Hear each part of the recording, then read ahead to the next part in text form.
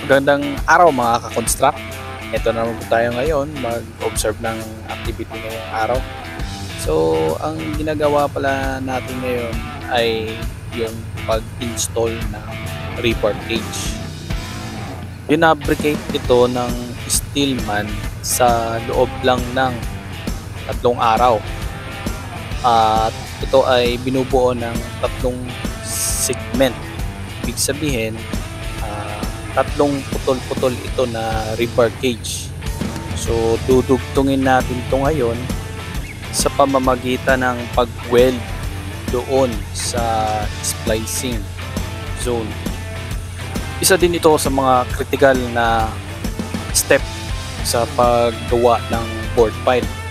Kaya yung mga workers dito ay doble talaga yung ingat.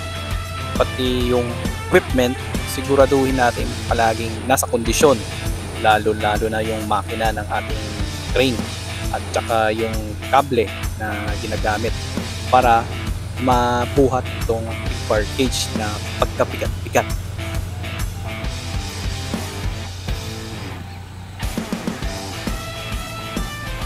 Estimated na bigat yung rebar cage natin ay nasa 2.6 tons or 2,600 kilograms bawat segment.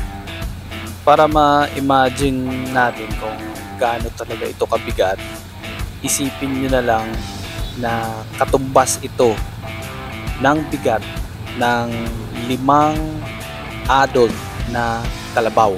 Ganun po siya kabigat. Doble ingat talaga yung mga worker sa baba kasi konting pagkakamali lang dito ay malapit na din ito sa disgrasya. Kaya isipin natin yung safety natin. Ika nga, safety first. Think safety.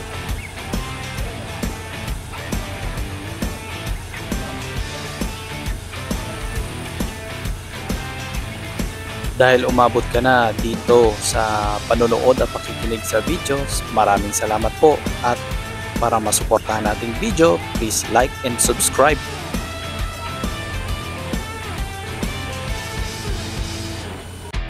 Dahil sa yung bakal natin ay weldable naman, ito na nga, wini-weld na yung tugtungan ng bakal para patibay ang kapit habang hinuhulog ang ating rebar cage.